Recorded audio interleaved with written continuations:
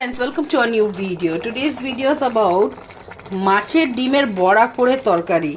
কে কে এমনি মাছের ডিমের বড়া করে তরকারি ভালোবাসে? Fish pakora, fish egg pakora curry. Friends, it is really very yummy. Whoever likes to have fish egg pakora curry, please like and comment. And if you like my video, please support me. তো যাহাকে বাংলায় বলে মাছের ডিমের বড়া করে আলু দিয়ে টমেটো দিয়ে ধনেপাতা দিয়ে তরকারি, বন্ধুরা এক থালা ভাত খেয়ে নেওয়া যায়। একদম খুব টেস্টি লাগে, খুব ভালো লাগে। আপনাদেরও যদি ভালো লাগে প্লিজ লাইক অ্যান্ড সাপোর্ট।